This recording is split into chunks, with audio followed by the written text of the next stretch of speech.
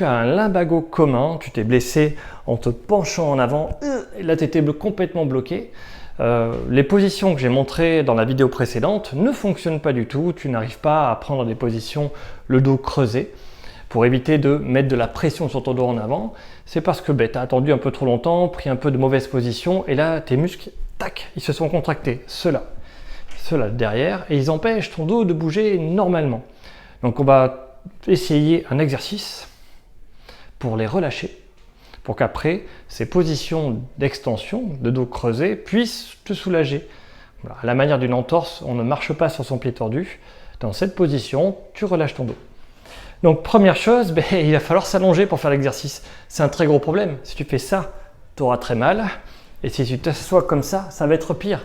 Mon dos se plie, tu ne vas pas le supporter du tout. Donc pour s'allonger, il faut commencer par être de face, mettre un genou au sol.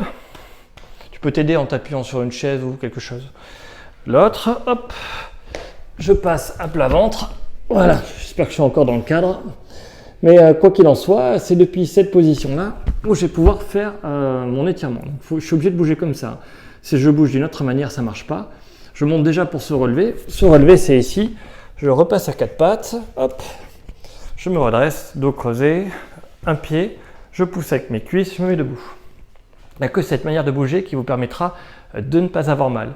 Souvenez-vous que si vous avez mal quand vous faites le fait de vous allonger au sol ou quoi, c'est comme si vous arrachez une croûte qui est en train de cicatriser. Il faudra recommencer à zéro. Donc, règle numéro 1, 2 à 4 jours, surtout, évitez toute forme de douleur. Voilà, vous verrez que c'est dès que vous penchez en avant que vous aurez très mal. Donc c'est ce qu'il ne faut pas faire. Donc je recommence, un genou au sol, l'autre genou.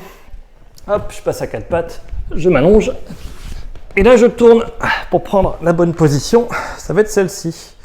Hop. Et donc, l'étirement va être assez simple. C'est, hop, je lève les pieds au zénith. Je les fais chuter d'un côté. Voilà. Déjà, rien que ça va étirer. Je vais essayer de poser mon épaule par terre. Je tends mon bras. Je souffle et je vais là-bas. Et j'essaie de maintenir un étirement. C'est à peu près 45 secondes. Et c'est intéressant jusqu'à 3 minutes. Après, il vaut mieux recommencer l'étirement. Donc ma tête est normalement par ici.